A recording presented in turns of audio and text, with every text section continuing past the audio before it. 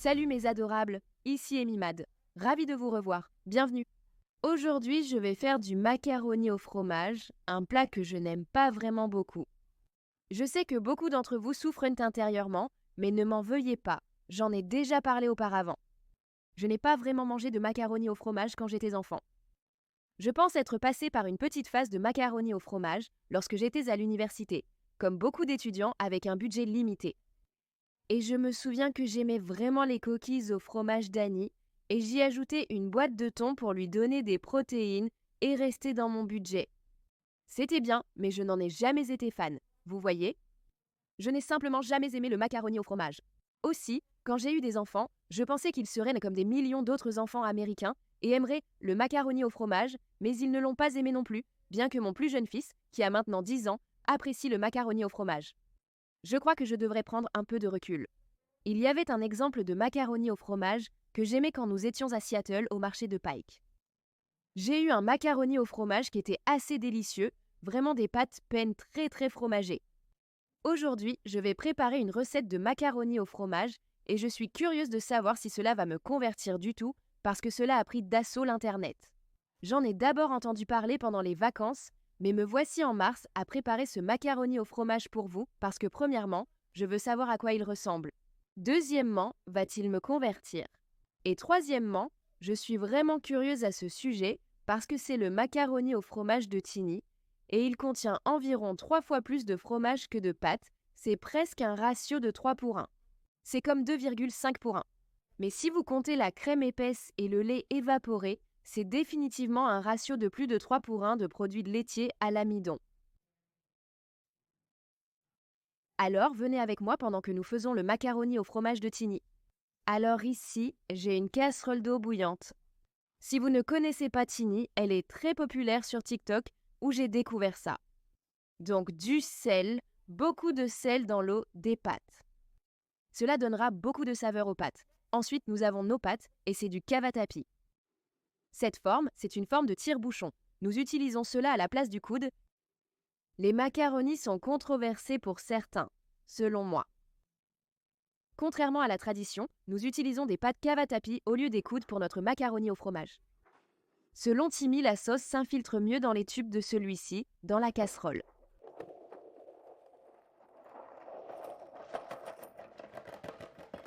Je vais faire 8 minutes. C'est écrit 7 à 9 minutes, alors faisons simplement 8. Cela cuira aussi au four, donc nous allons remuer nos pâtes parce que nous ne voulons pas qu'elles soient agglutinées. Bouillir, bulle et peine. Ensuite, nous devons préparer nos fromages. Regardez mon petit mini tas de fromage en forme de bloc de construction. Quand mes enfants ont ouvert le frigo et vu tout ce fromage, ils ont dit « Oh mon Dieu maman, tu en as acheté beaucoup !» Tout cela pour une seule recette, laissant leur incrédulité. Donc c'est 2 livres et demi de fromage. Nous avons du cheddar fort, du Colby Jack et de la mozzarella. Et Tiny insiste pour que nous râpions cela frais. D'accord, je vais remuer mes pâtes, m'assurer qu'elles ne débordent pas. C'est ici que si vous avez un robot culinaire avec un accessoire de râpe, ce serait vraiment le bon moment pour l'utiliser. Mais j'ai cette râpe.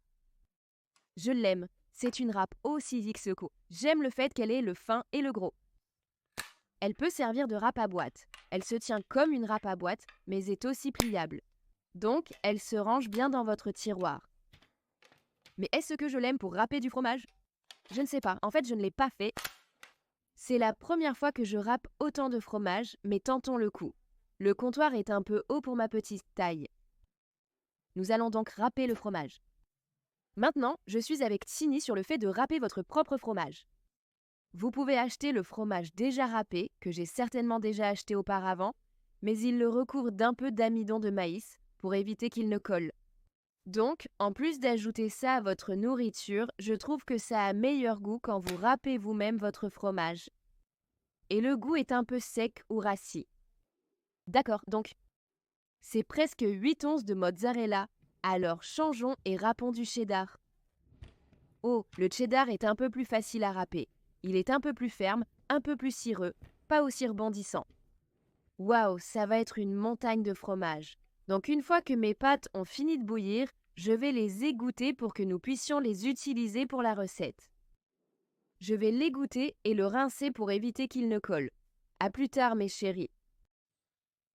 Mon Dieu, quelle quantité de fromage! Les pâtes sont cuites et le fromage est râpé, les enfants. Maintenant, nous allons faire notre roux, qui est notre pâte de beurre et de farine que nous allons cuisiner, et cela va épaissir notre sauce au fromage. Donc, j'ai préchauffé ma poêle ici. 3 cuillères à soupe de beurre dans ma poêle. Je vais le faire fondre. Pendant que mon beurre fond, préparons la poudre d'assaisonnement qui va dans la sauce. Il nous faut une cuillère à café de paprika fumé. Le paprika fumé diffère du paprika douce ordinaire. Paprika fumé. Il sent le fumé, un peu comme de la fumée liquide, donc assez différent. Maintenant, nous allons ajouter une quantité égale de poudre d'ail, une cuillère à café, une demi-cuillère à café de sel, beaucoup de fromage, ça va être assez salé, donc juste un peu de sel, et une demi-cuillère à café de poivre noir.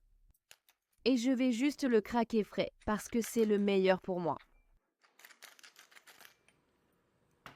Poivre noir, timing parfait. Notre beurre est fondu. Et maintenant, nous allons ajouter notre farine. Et nous allons cuisiner cela jusqu'à ce que cela forme une pâte. Et c'est la base de nombreuses sauces blanches, c'est ce roux. Maintenant, nous n'allons pas le cuire trop longtemps. Oups! Mon four est aussi, comme vous pouvez l'entendre, préchauffé à 350 degrés. D'accord, maintenant, à cela, nous allons fouetter une boîte de lait évaporé.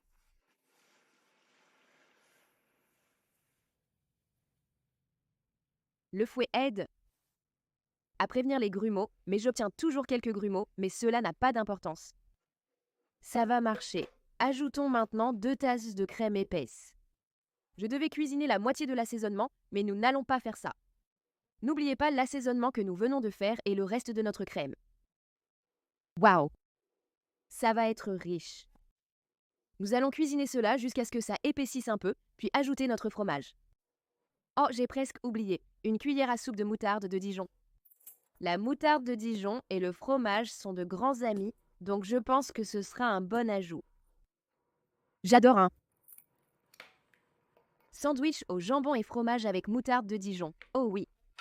Ça commence déjà à épaissir avec une odeur alléchante de poudre d'ail, de moutarde de Dijon et de produits laitiers. Maintenant, nous pouvons ajouter notre fromage. Je n'ai jamais râpé une telle quantité de fromage en une fois. Regardez cette montagne de fromage. Regarde ça, c'est une demi-plaque de cuisson pleine de fromage. Waouh!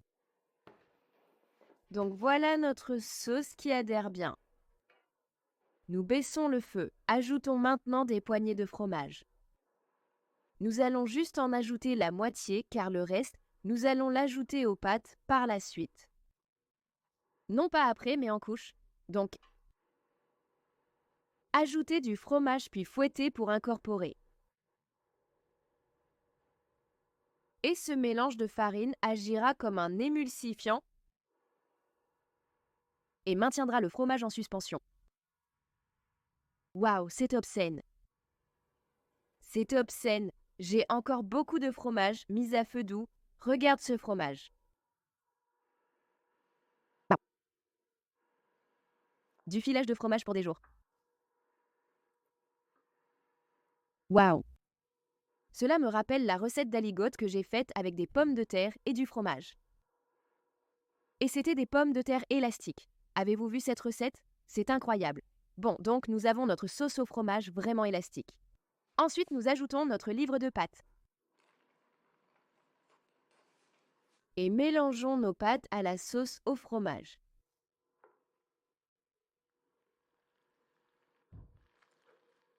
Mettez de l'amour dans cela. Tellement fondant. Extensible magnifique. Donc j'ai mélangé les pâtes dans la sauce au fromage et c'est là que nous les mettrions dans un plat à gratin, mais je vais simplement cuire le mien dans cette poêle résistante au four, c'est parfait. Mais nous sommes censés mettre une couche de fromage entre les deux, donc je vais en transférer une partie hors d'ici. afin que je puisse mettre une couche de fromage entre la moitié du macaroni au fromage là et une couche de fromage. Oh mon Dieu! Waouh! Et puis le reste des pâtes.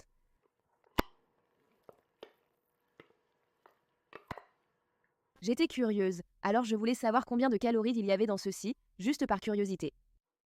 Et une portion de ceci est censée avoir 393 calories. Je n'ai pas noté la taille de la portion, mais c'est apparemment typique pour un mac and cheese.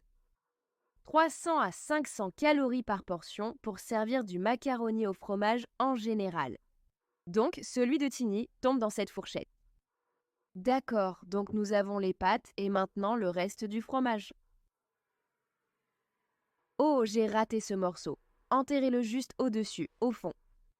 D'accord, donc dans un four à 350 degrés, faites cuire ceci pendant 25 à 30 minutes jusqu'à ce qu'il soit bien et complètement chaud. Comme c'est déjà cuit et que tout le fromage est fondu, n'est-ce pas? Et ensuite, nous allons le griller pendant 2 minutes environ, ou jusqu'à ce que le dessus soit bien caramélisé, bouillonnant et magnifique. Ensuite, nous allons goûter, voir si c'est du macaroni au fromage. Excitant!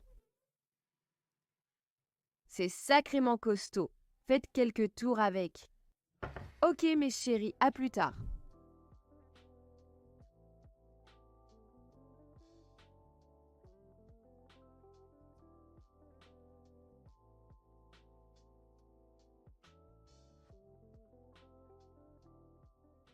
D'accord mes chéris, le macaroni au fromage de Tini vient de sortir du four et il est lourd, mais il a l'air fantastique. Regarde ça. Doré, fromageux, je veux dire tellement fromageux. Quelle présentation pourrait nourrir une armée, je pense.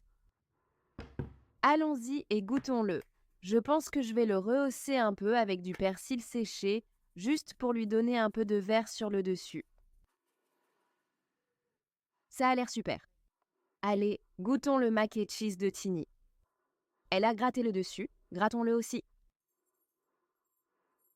Ça a l'air plutôt bon, une belle couche croustillante de fromage sur le dessus.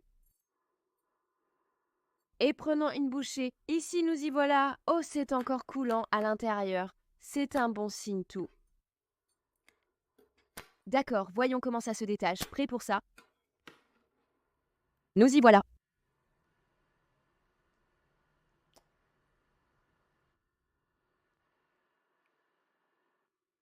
Ne déçois pas, regarde ça. Oh mon Dieu. Ouais. C'est vraiment un sacré fil de fromage. Bon sang, regarde ça. Mhm. Regarde ce fromage. Oh mon Dieu. Obscène. Voyez comment toute cette sauce adhère aux arêtes des pâtes? Je trouve brillant d'ajouter une sauce au fromage et d'avoir le fromage lui-même superposé à l'intérieur. Ainsi, vous avez plus de traction du fromage tout en ayant la sauce qui enrobe bien les pâtes. Voyons le goût. Allons-y. Itadakimasu.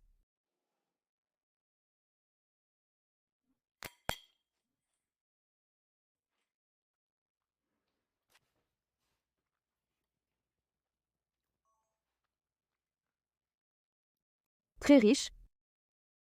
Assez bon, assez aillé.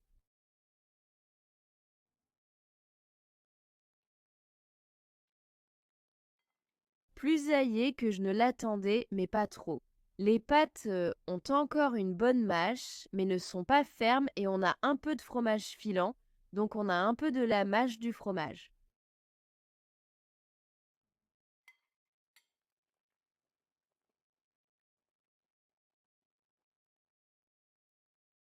Je pense que c'est la mozzarella qui fait ça. Ça me rappelle quand on a vraiment un centre coulant de pizza au fromage, cette première bouchée quand on la mâche, on a un peu de ce genre de rebond. On en a aussi un peu ici avec la mozzarella. Ce n'est pas trop salé, je ne sens pas du tout la moutarde, mais elle semble ajouter une certaine complexité. C'est très riche, je vais ajouter un peu plus de poivre à la mienne. Oui, je pense que c'est ce dont j'ai besoin. J'ai besoin d'un peu plus d'épices pour équilibrer toute cette richesse. La crème épaisse ajoute certainement aussi de la richesse. Mhm. Wow.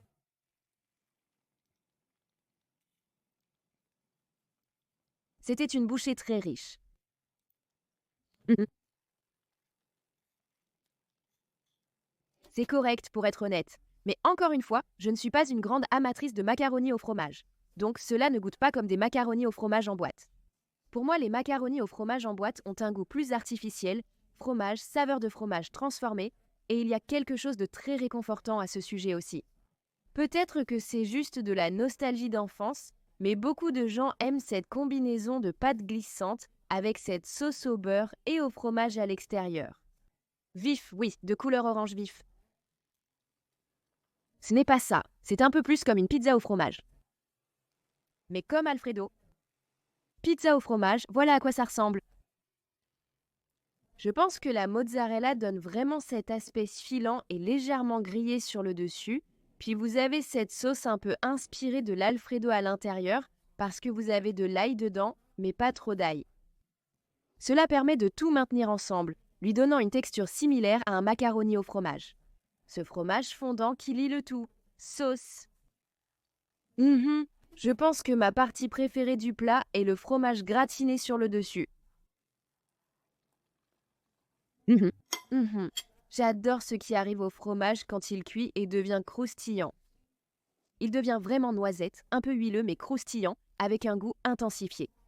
Je trouve que le goût du fromage change lorsqu'il subit ce genre de processus de grillage. Il se sépare un peu de la graisse comme cette partie supérieure, mais cela ne m'a pas converti à devenir un amoureux du macaroni au fromage pour ceux qui espéraient que cela pourrait l'être. Mais c'est un très bon macaroni au fromage si vous êtes un amoureux de la pizza au fromage Alfredo, des bâtonnets de pain au fromage, alors je pense que ce pourrait être le macaroni au fromage pour vous. Cela combine toutes ces choses avec du fromage supplémentaire sur le dessus. Je pense que l'une des caractéristiques distinctives de ce macaroni au fromage par rapport à d'autres macaronis au fromage que j'ai essayés est la quantité de mozzarella et ce que cela fait à la texture du plat lui-même. Cela le rend plus mâchable et rebondissant. Je suis plus habituée à une sensation en bouche plus crémeuse du macaroni au fromage. Bien que ce soit crémeux, je remarque aussi un certain mâchage, mais cela ne devrait pas être surprenant puisque nous avions une livre de mozzarella dedans. Voilà mes chéris, vous l'avez, le macaroni au fromage de Tini. Dites-moi en commentaire si vous avez testé cette recette ou si vous avez une recette de mac and cheese à me recommander. Je devrais peut-être faire une compilation en comparant certaines recettes pour voir s'il y a des similitudes. Recette de macaroni au fromage qui me convertira en un. Je ne sais pas, je suis juste amoureux du macaroni au fromage. Je ne sais pas, sceptique, mais on ne sait jamais jusqu'à ce qu'on essaie. Très bien, mes chéris, merci beaucoup d'avoir regardé. J'espère que vous avez apprécié celui-ci, j'espère que vous avez appris quelque chose. Veuillez partager cette vidéo avec vos amis. Suivez-moi sur les réseaux, likez cette vidéo, abonnez-vous et à la prochaine. Prenez soin de vous. Au revoir.